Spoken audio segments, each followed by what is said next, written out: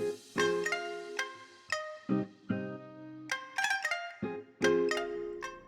friends, welcome back to my channel.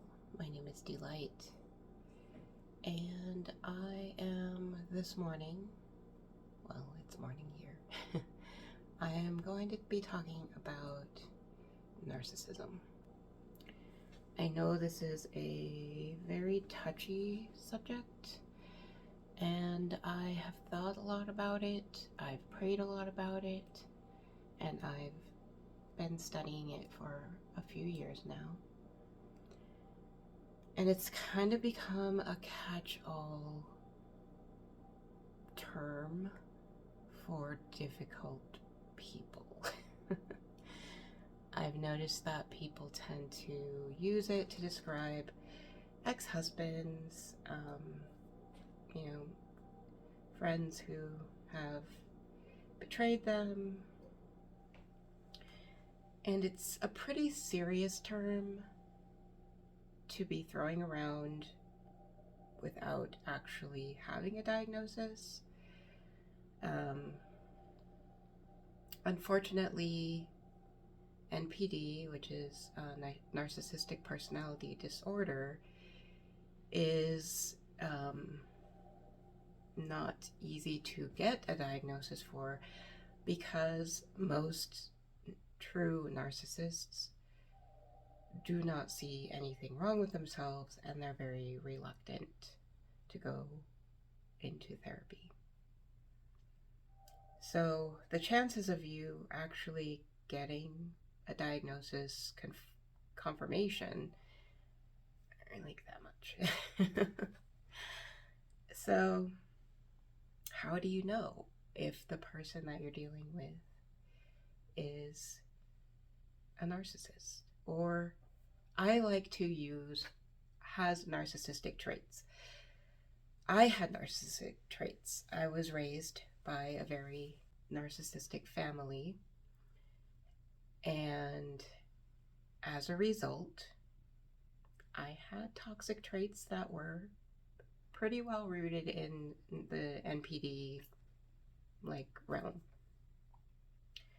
The difference is that I've been working on those, and a true narcissist, they say, it's you, not me. There's nothing wrong with me. You're the one who's crazy. So those are some of the early warning signs of a narcissist or somebody who has narcissistic traits. We'll just keep using that because I don't want you to feel like you need to diagnose somebody or, label somebody.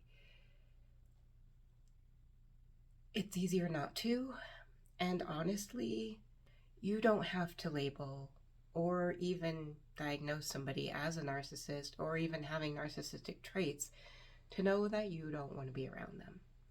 Anybody who has toxic behavior patterns, get out of there. Or if you, say it is your spouse and you love them, or a family member that you truly love, there are other ways around, dealing with actual narcissistic traits. You don't have to, though. Even if they're family, you can leave. You can keep your distance. You can go completely no contact. You can do what is called gray rock, which is a very minimal form of contact. If it's a parent or a sibling that you do care about, going gray rock is an easy way to create distance, to heal yourself mentally, and still stay in contact with them, not blocking them on social media or completely going no contact completely. But you can still, be a part of their life or have them in your life, but it's on your own terms, which personally has worked for me. I started with no contact. It didn't really work, so I went gray rock, and that's been working very well. So before I get off on a completely different direction, let's talk about some things. Well, first, I'll tell you a little bit about my story. If you watch other parts of other videos on my channel, I've talked about my family before. I try not to identify them in any specific way. I'm very generic about it because I'm not trying to hurt anybody. I am telling my story in a way that I'm not targeting them. I don't want them to suffer. I don't want them to be called out. I don't want them to be hurt. I truly believe that they did the things that they did out of pure ignorance and not intentional harm to me. Because I used to do the things, some of them myself, out of ignorance. As I said, I had a lot of toxic traits. I had a lot of narcissistic, what they call fleas, things that you pick up from people who are narcissistic because you don't know any better, because that was how you were raised. And you can't change things if you don't know that they're not right. Now that I know that the things that they were doing to me are not right, I've taken it upon myself personally to change those things about myself. Now, I can't change anything about the people in my family, and I'm not going to try to. I take them as they are, and it is my choice to either go gray rock with them and just deal with them at a very minimal level, or to completely cut them out of my life.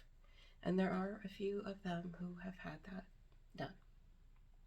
Most of them have passed on, which I'll deal with at the end.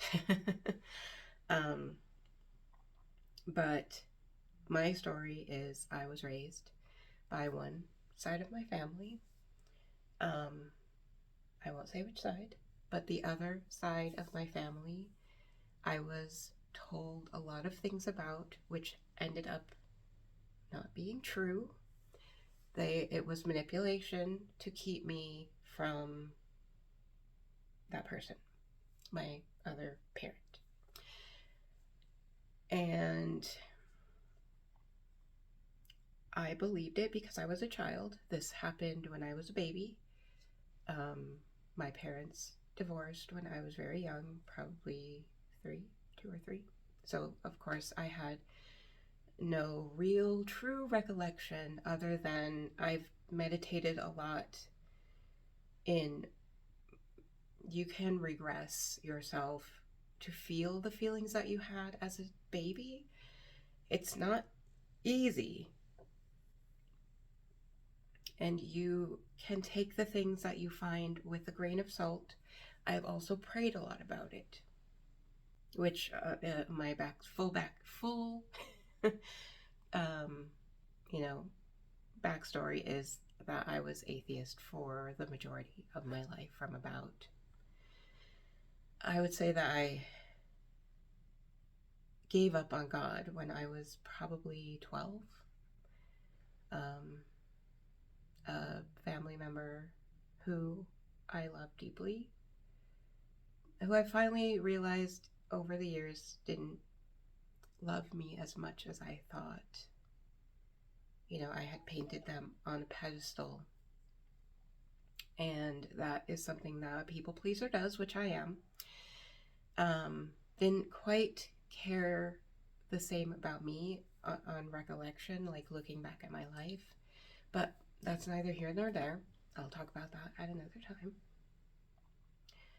But anyway, this person died, and I was angry. And I was a child. I was 12. I had never truly been taught the church properly.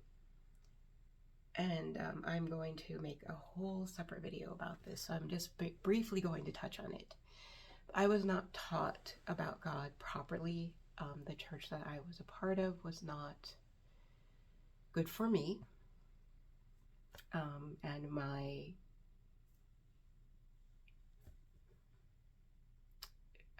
trauma, I guess you could say. So I never felt welcome. I never felt accepted. I never felt like it was the place that I belonged. And it took me almost, let me see, I was 47 when I found the church that I wanted to be a part of. That was right for me. And I was led there by prayer. So, what, 30, I'm really not good at math. I have dyscalculia, so it takes me a minute to get calculations, and I have to use my fingers.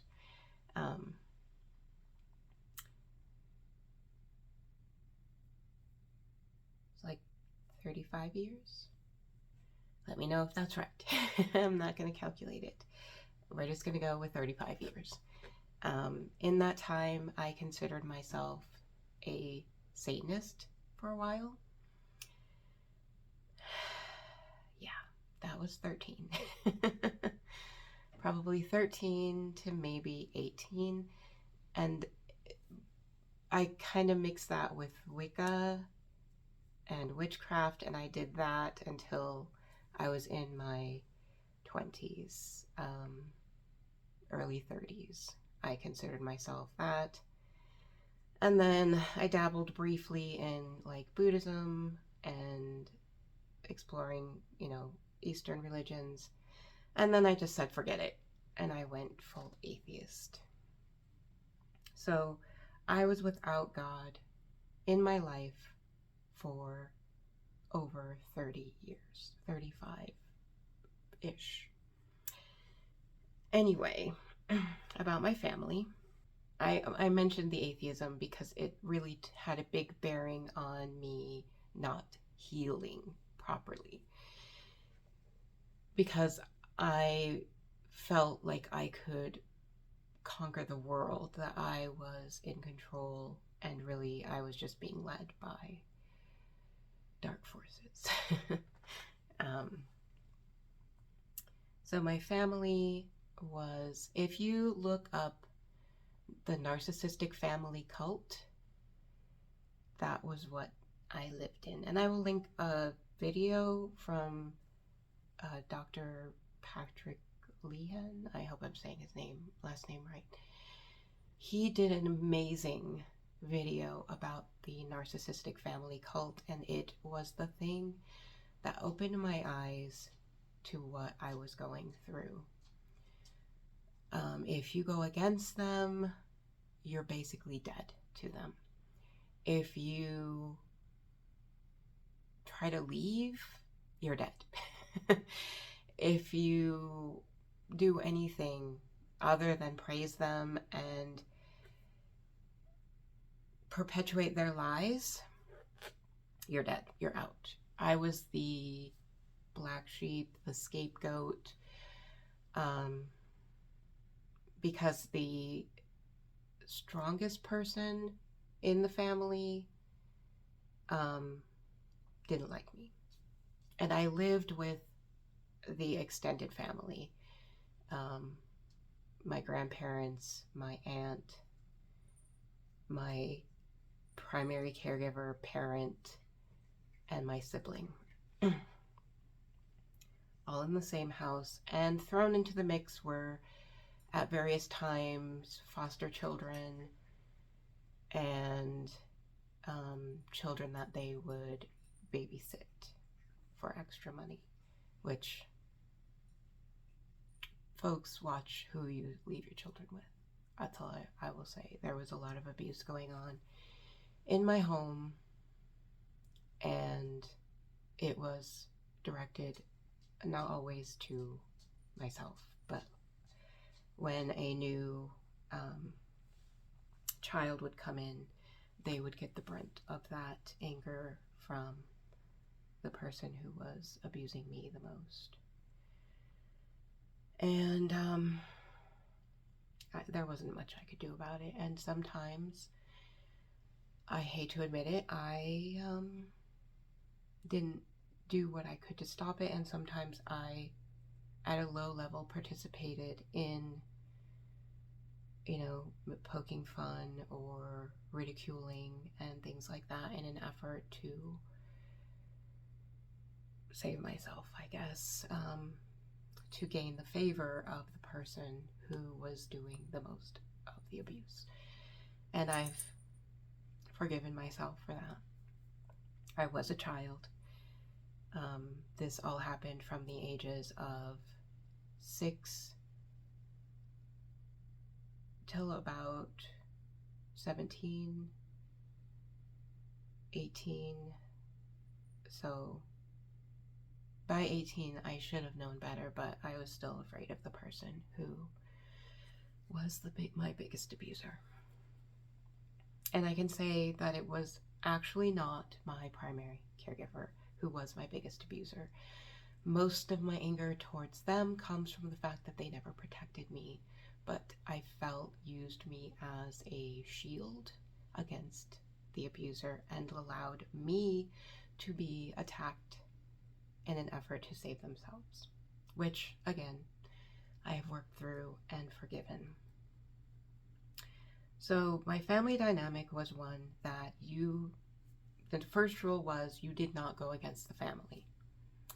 They were amazing outwardly. Like, they showed the world their best faces. People that I talk to now about them, who knew them the entire time that I was a child, can't believe that that's how they were.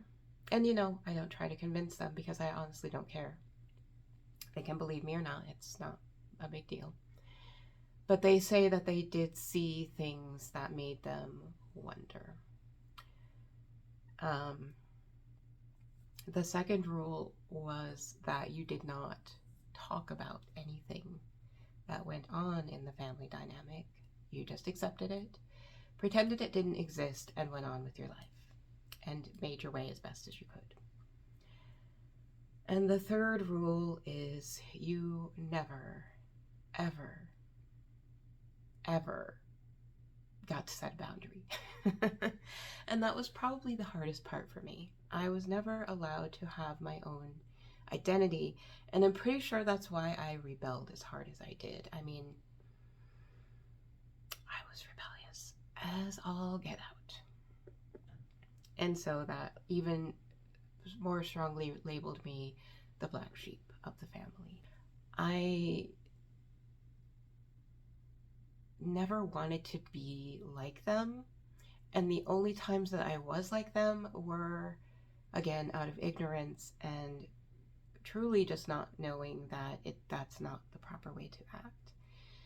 But I really didn't want to be like them at all, and I feel, after a lot of self-reflection, I feel like I left their church because they called themselves godly people, and I didn't want to be like them at all. To my child mind, if that was what godly people were like, and I said it many, many times to one of my great aunts. She was what you would term a Bible thumper. She was highly, highly, highly religious and very toxic with it. Like, one of those people that I would never, as a reborn Christian, I would never act that way towards anybody that I loved. I wouldn't act that way towards people that I hate. But yeah, she was very toxic, and she once told me, as a child, I was probably 13 or 14, that I was going to hell. Just straight up going to hell for who I was, for what I did and what I believed. And I told her, because I was a rebel. I wasn't very nice as a child sometimes. I told her that if people like her were who were in heaven, that I would rather go to hell. And and in my heart, I truly felt that way, and I felt that way about my whole family. That if people like her and people like my family were what were in heaven, I didn't want to be there.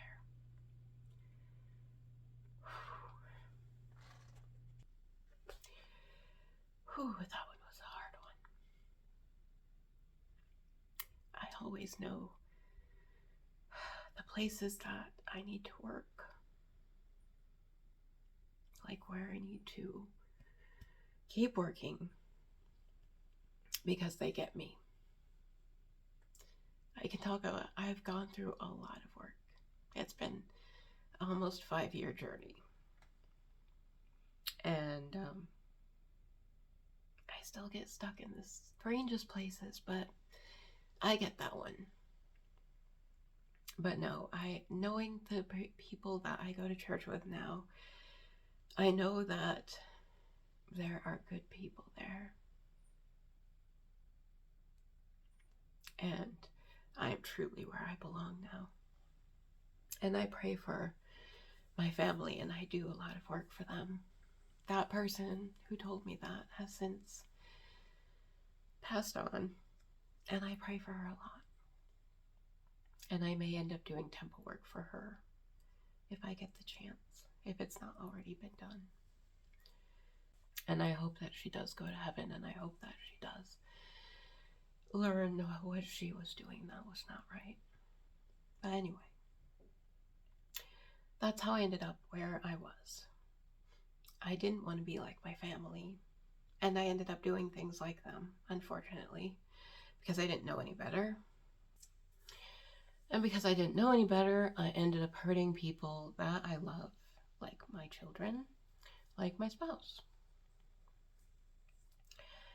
And it was hurting my spouse that I ended up learning about narcissism and narcissistic traits. And it was how I ended up working on my own narcissistic fleas. And I thought I was a full-blown narcissist for a long time, until I learned that narcissists don't do the work. They don't like to heal themselves. They think they're perfect, and that's that. They're not willing to change. They're not willing to do anything. Which leads me to my next portion. How can you identify somebody in your life who is showing narcissistic traits or tendencies? Once again, I am not telling you this to diagnose somebody, I'm telling it to you for your own knowledge, so that you can determine what is healthy behavior and what is toxic, unhealthy, and tending towards narcissistic behavior. And there are so many wonderful people out there who talk about it. Dr. Romney was an incredible source for me, and still is. You'll go down a rabbit hole when you first start healing, and it's normal, completely normal, to try to identify what has been done to you. And you'll deep dive into learning about all of the toxic traits from different people. Another good one is Lisa Romano. She's a good life coach on narcissism. But here's the caveat. Eventually, you will just keep on keeping on, and you're not going to go anywhere. You're not actually going to heal. You're just going to get stuck in a place of blaming and being the victim. You don't want to get stuck there. Acknowledge that hurtful and terrible and not good things happen to you. Acknowledge that, because they did. The things that happened to you should not have ever happened to you. And then you have to just accept that they happened, they're over, and now you're going to move forward and recognize that there are people out there who can cause harm. I urge you not to stop trusting people. It's easy to get caught in a place where you're just going to say, one person hurt me, they're probably all like that, and just give up. You can't change anybody. You cannot. The person who has narcissistic traits, you can't change them. You can change you. That's it. That's it.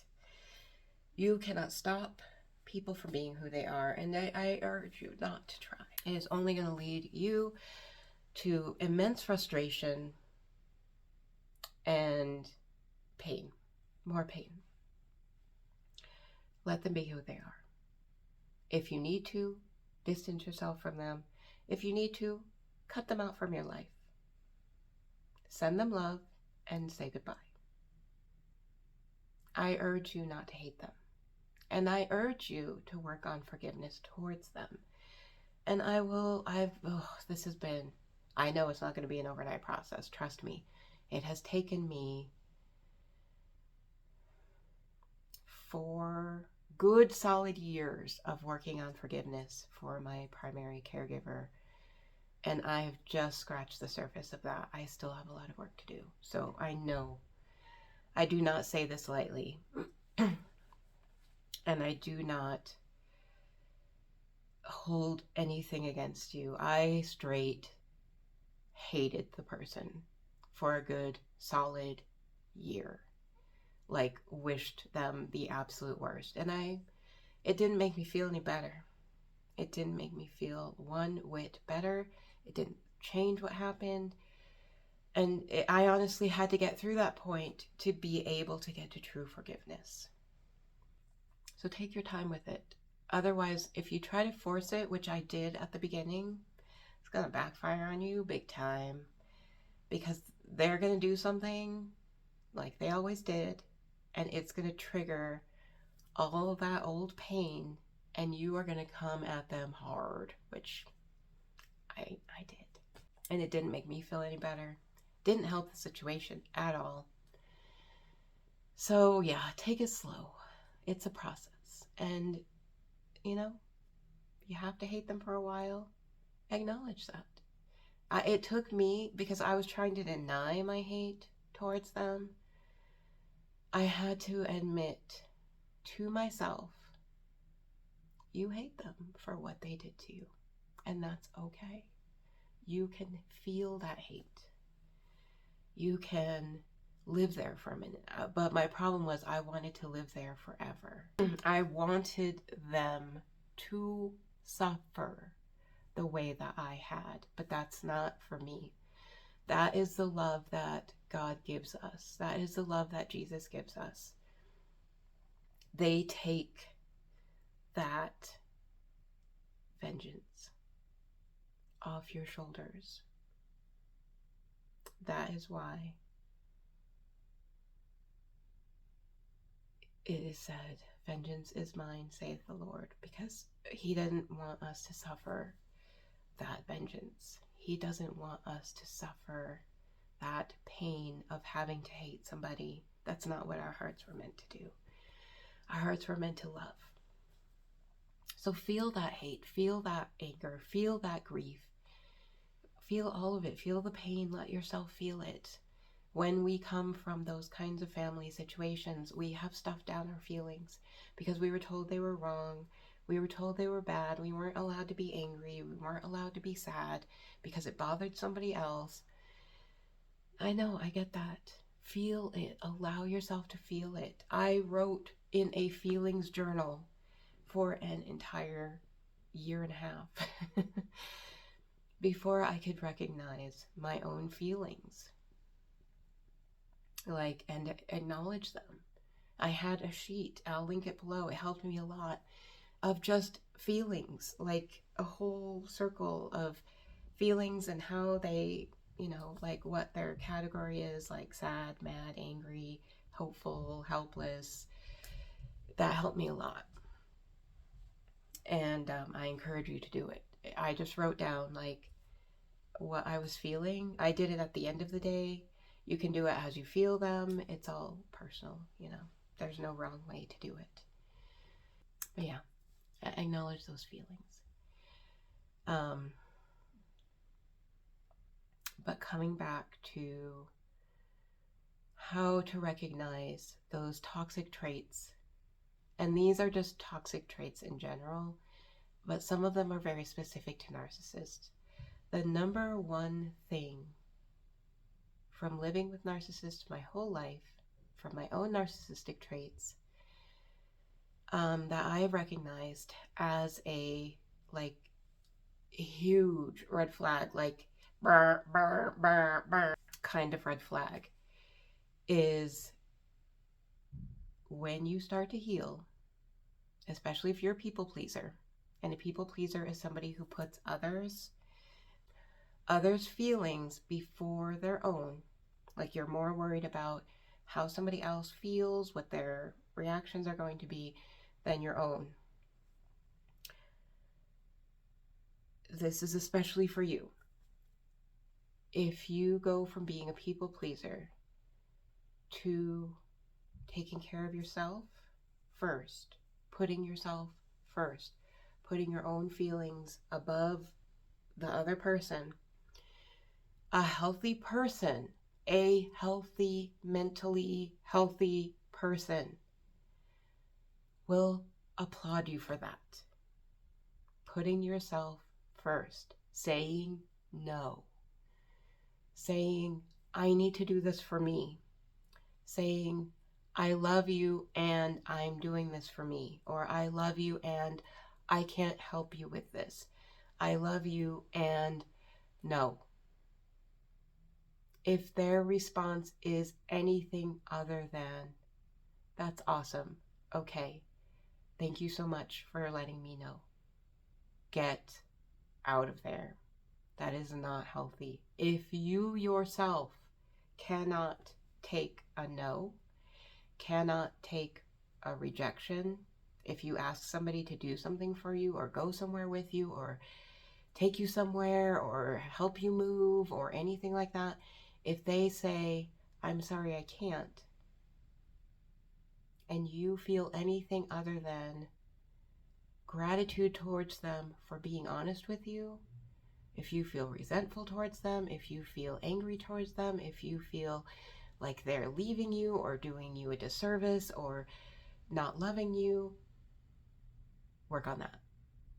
Work on that. It is not healthy.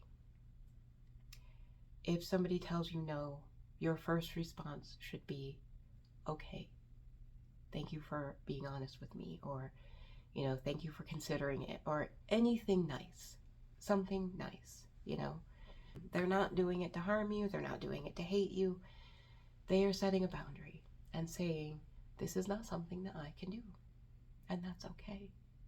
It doesn't mean they hate you. It doesn't mean that they're out to get you. It doesn't mean, even if you did the same thing for them and they're not able to do it for you, it's okay. It doesn't mean that they hate you. You don't have to hate them. You do not have to hate them.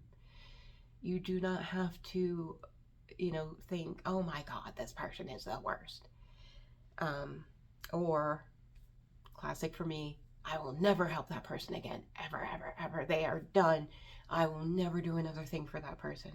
That was a classic in my family. So just know, it's okay if somebody tells you no. That is their boundary. Find somebody else. If you go to church, there's probably a million other people who will help you. If you go to church and there's nobody that will help you, you might consider a different church. But really, it's not that big a deal. Pray on it, The Lord will send you somebody who can help you. I urge you not to hate that person. And if you do, work on that, because it's not healthy. So that is the number one red flag to narcissistic traits or full-blown narcissist. You put yourself first and they cannot deal with it. They think you're evil incarnate. They think you're selfish, because it's not selfish to put yourself first. It's the first step to self-care and self-love. You cannot care for another if you are not caring for you. You have to come first. It's the classic example is the airplane instructions. When they tell you if the airplane is coming down or an emergency situation and that oxygen mask drops, put it on you first. Put it on you first, because you cannot help anybody else if you cannot breathe. It's my favorite analogy to self-care. If you can't breathe, you can't help anyone. If you are empty inside, you're useless to everybody else around you. So that is number one red flag. It's so important. Ingrain that in your memory. Anybody that you tell no to, family member, friend, acquaintance, stranger, if they ask you for help and you say, I'm sorry, I can't help you, and they go off on you, or they call you names, or they say that you're the most hateful person on the earth, or they say you are evil incarnate, free yourself from that person. The second red flag for dealing with somebody who has toxic traits is that if you set a boundary with them, they're going to ignore it. You may as well not even bother, but don't do that. Set boundaries. Even if you have to do it 1,000,000 times, even if you have to say it 1,000,000,000 times, set that boundary and do not give in. Not one step. If you draw that line, do not allow them one step over that line. Take the consequence that you have set and enforce it. Do not allow them to walk over your boundaries, because they will do it every time. Narcissistic people, myself included, do not care about your boundaries. Well, I used to be that way. Now I am so mindful about trying not to overstep somebody's boundaries. If I notice myself doing it, or I have done it, or I've done it in the past, I profusely apologize for it, and I try to stay in the mindset of, I will not do that to you ever, ever, ever again. And if I do it again, I apologize. You're not going to be perfect. You're going to fail a few times. Try to just keep mindfulness. Just be aware of what you're doing and what you're doing that might hurt people, and apologize for it and work on it. You're going to fail. But yes, anybody who cannot allow you to have a boundary and just keeps overstepping it. A huge boundary that parents take away from their child in very early childhood, from like infancy. And I talk about this one a lot, and I will talk about it forever, because if you find yourself doing this to a child, please stop. Please stop. That parent, grandparent, aunt, uncle, sibling, anybody in a family who reaches out to a child and they won't come to them, or they won't give them a kiss or a hug, and they say something along the lines of, oh, you don't love me. Never, ever, ever do that to a child. Do not do that to a child. That is so detrimental and toxic. That is destroying their boundaries. That is saying, it doesn't matter if you want to come to me or not, you're gonna do it. And I'm gonna make you feel guilty until you do. Please never do that to a child. Let them have the autonomy to say no. It doesn't mean that they don't love you. It means that they're not interested in cuddling or kissing or hugging or whatever it is that you want them to do. Allow them to have that autonomy. And just say, okay, and play with them for a while. And then eventually they will come and hug you of their own accord. And then let them know that that's fine, that you love them. I had that done to me as a child. And then when I did want to go to that person and get affection, I was told no, because I didn't want to have to hug them when they wanted it. It destroyed my self-esteem, my self-worth, everything. Please do not do that.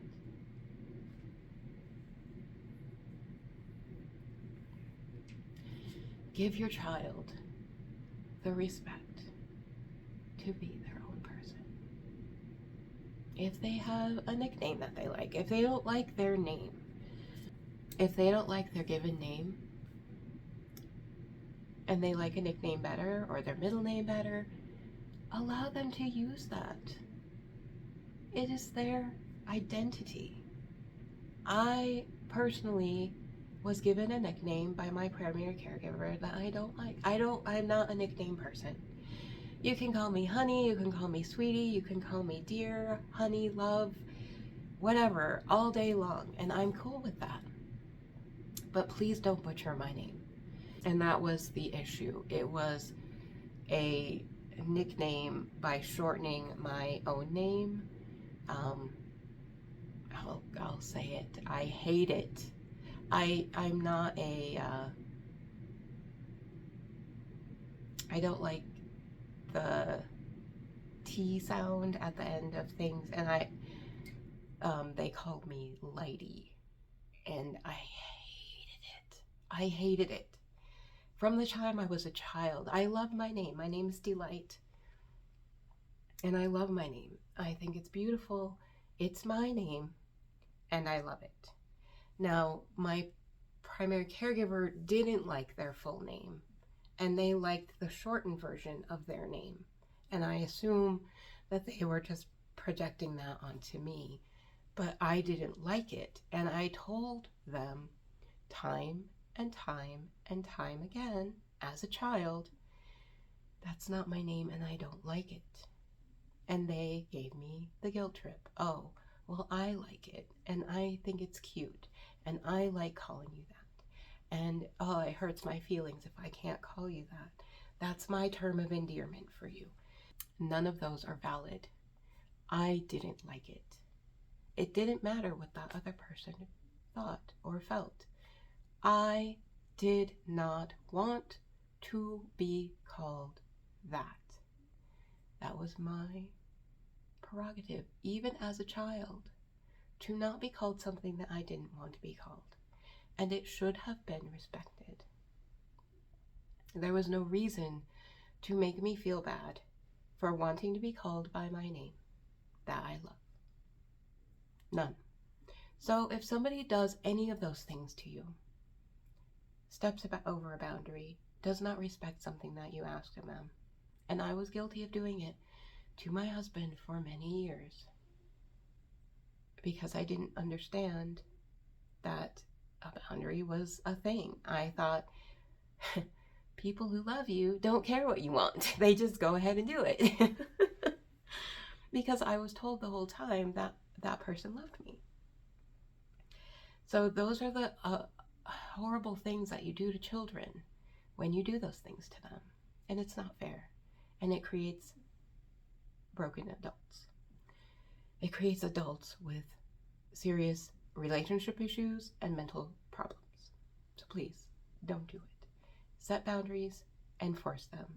If somebody oversteps your boundaries, tell them. Do not step over other people's boundaries. If you do, apologize and let them know, I overstepped my boundaries. I am truly sorry, and I will work really hard to not do that again. Because you might do it again. You might fail, and that's okay. I do not condemn my primary caregiver for overstepping my boundaries.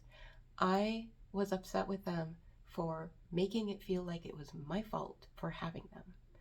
That it was my fault that they overstepped my boundaries for just the fact that I had them, and they never apologized to this day. And they probably never will. And that's okay. I have forgiven them out of, their ignorance. So, yes. So that was number 2. Set boundaries, enforce them. If they are not able to respect them, if they just continually step over them and blame you for it, yeah, not a good thing. My third, and it's not final, but this is like the most important to me. These are the 3 like biggest flags of narcissistic traits, toxic traits. These are the 3 things you are so that you can look for if you are dealing with somebody difficult. That 3rd trait is that they will never, ever, ever, ever, ever accept responsibility for any pain, anything that they have done that hurt you. Anything, I mean, they could just do it. They could slap you across the face. Literally walk up and just straight slap you across the face. And if you say, hey, why did you do that to me? And they'll say, I didn't do anything. And you'll be like, what? I've got the red mark right here of your handprint. And they'll just say, didn't do anything. I didn't do anything. And if pressed, they'll say, well, I didn't do anything wrong, which implies that you deserved what they did to you. And if pressed even further, they'll say, well, I'm sorry that you were upset by what I did, which is not an apology. An apology is, I am truly sorry for doing something that hurt you. Even if I didn't intend it, it still hurt you. I apologize, and I will try very hard in the future to never, ever do that thing ever again. That is an apology. An apology is not, well, I'm sorry that you feel that way. Or, I'm sorry that what I said upset you. That says, I was going to say it anyway, and you were the one at fault because you got you got upset by it. Those are not apologies. And if somebody comes at you that way, or apologizes to you that way, or if you tell them that they've done something that hurt you and they dismiss it, or say, oh, well, I didn't mean to hurt you, that's not an apology. I didn't mean to hurt you is not an apology. I'm sorry, truly sorry that what I did caused you harm. And I will never do that thing again. Or I will try my best never to do that again. Or please, if I do something that hurts you, let me know. Because I don't want to hurt you anymore. Those are apologies. You will know in your heart a true apology and a flippant, narcissistic response to you being upset by something somebody did. So yeah, if you are dismissed, if you are told you're crazy, that didn't bother, that shouldn't bother you, or I was just, this one was a big one for me, I was just teasing you. No, that is not okay. If somebody says something mean to you, and when you confront them with it, they say, oh, you're so sensitive, I was just teasing you. That is not okay. That was another thing that was done to me in my childhood. Over and over. I'm a very sensitive person. If you can't tell already, I am an empath, and I'm a highly sensitive person. And so I was teased a lot in school. I was bullied a lot in school. I was teased a lot at home, and I was bullied a lot at home. And when I confronted people who did those things to me, I was told to get over it. You know, kids are kids. They're just going to bully you. It's okay, get a thicker skin. Or, oh, you're so sensitive. I'm just teasing you. I love you. Can't you take a joke? Those are not loving terms. Those are not coming from a place of love. Those are coming from a place of manipulation and not accepting the fact that somebody hurt you, that somebody did or said something that caused you hurt. They are protecting themselves and they don't care a whit about you. Even if they say, oh, I love you, I was just teasing you. It's okay, I know you're really sensitive. I know. Or crybaby, that one, I was told that one too. No, that is not okay. That is not okay treatment. You do not deserve to be treated in any of these 3 ways. And if you are, there are many things that you can do to get beyond them. As I said, you can go no contact with that person. You can confront them. And if they are not truly a narcissist, they might actually feel guilt for it and apologize and give you an actual real apology for them. I always suggest starting there. I try not to assume that somebody is just evil incarnate. I even went to my primary caregiver 4 times and explained my feelings.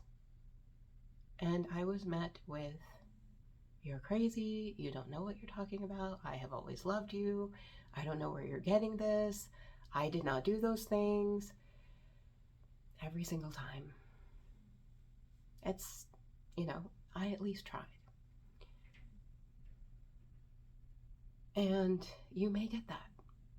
I urge you to try, at least try. Give the person the benefit of the doubt.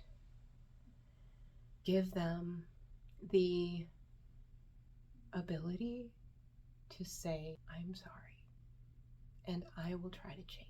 I know this video is getting a little bit long.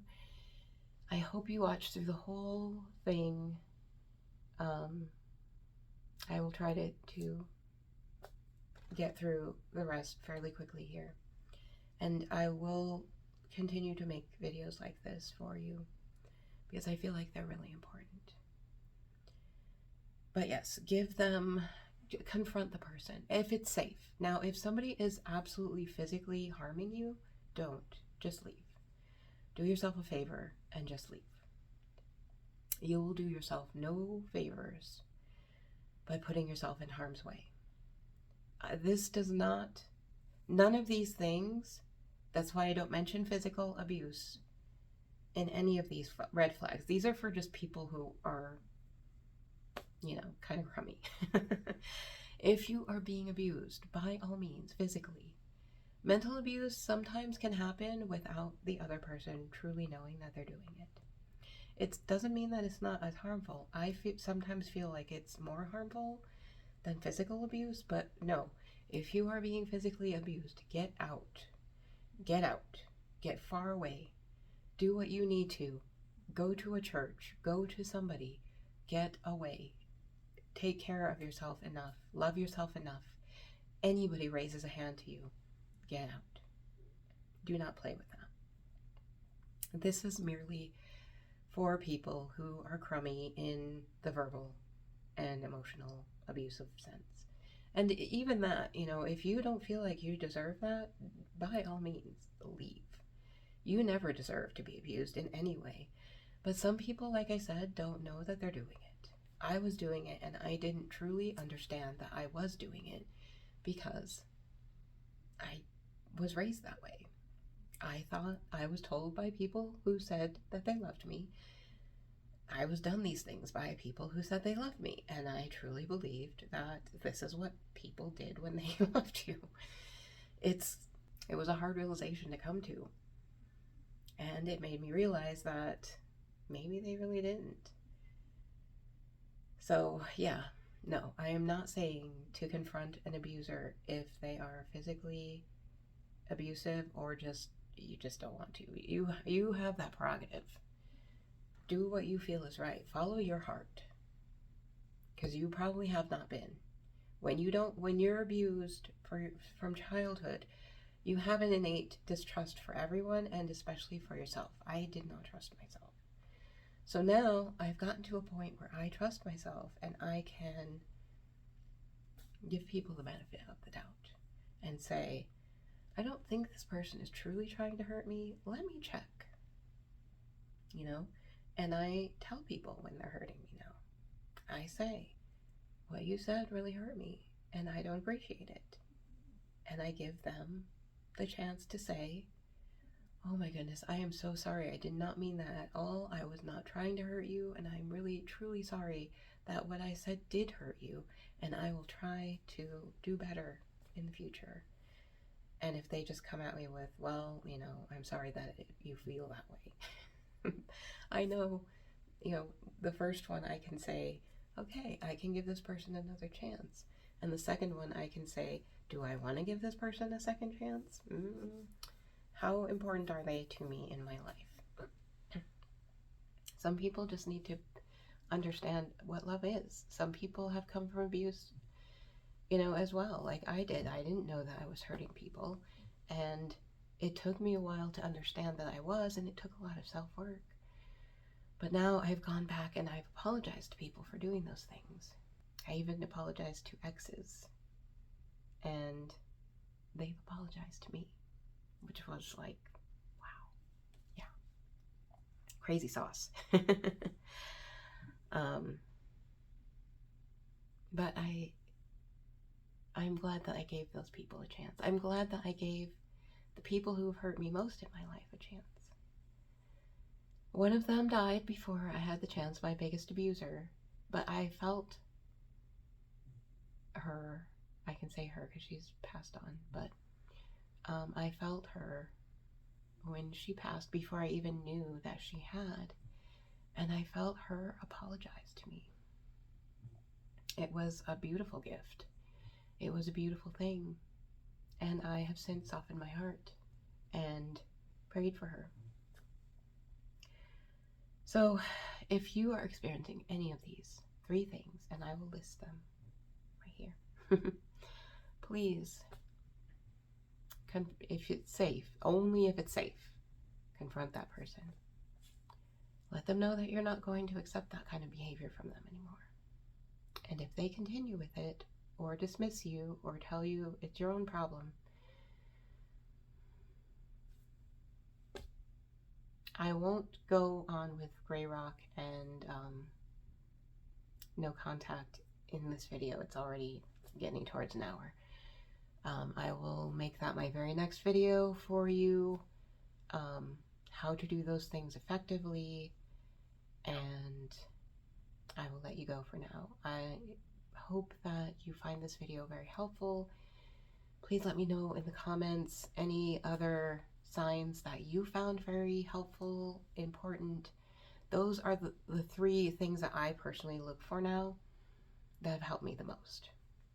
Because if anybody violates any of those things, I know I can choose at that point to just be like, nope, not gonna be, especially with new people in my life, I can just be like, nope, not gonna deal with this person. I will send them love, I will treat them kindly, but I will not accept them into my circle. So with that, I wish you all the best. Good luck on your journey.